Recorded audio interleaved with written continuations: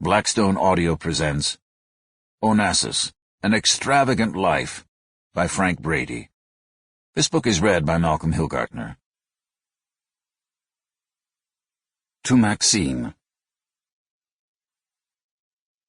Gethsemane Onassis gently woke her 6-year-old grandson Aristotle by kissing him warmly all over his body, from his feet up to his head.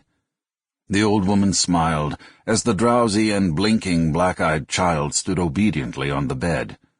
She helped him off with his linen nightshirt and began to wash him from an olive wood bowl of hot soapy water.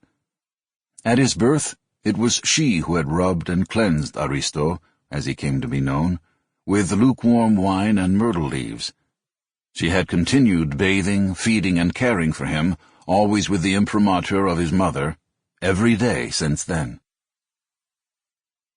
Downstairs, now dressed in short blue pants, black shoes, white shirt, and crimson tie, Aristo sat in the bright blanched-walled kitchen, drinking his bowl of hot milk, and dreamily playing with the small squares of bread crusts that had been trimmed, especially to his preferred size, by the family cook. He picked at the kumquats also placed before him, ate one, and then went to the open window and looked out.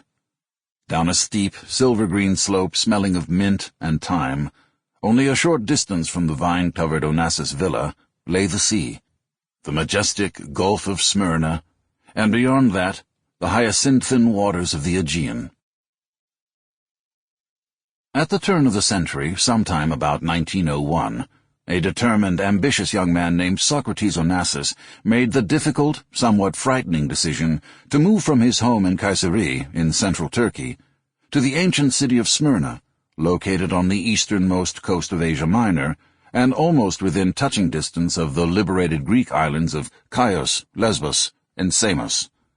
A Turkish citizen, Socrates' allegiance and philosophy were Greek.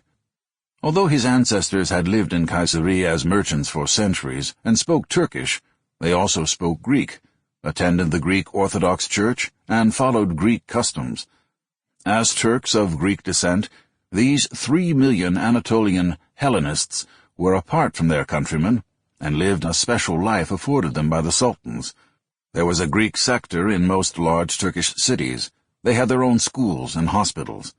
Although sometimes persecuted by local Turkish potentates, they lacked a subjacent ghetto mentality and considered themselves to be highly superior to the Turks.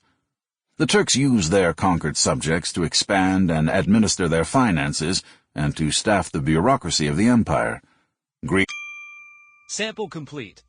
Ready to continue?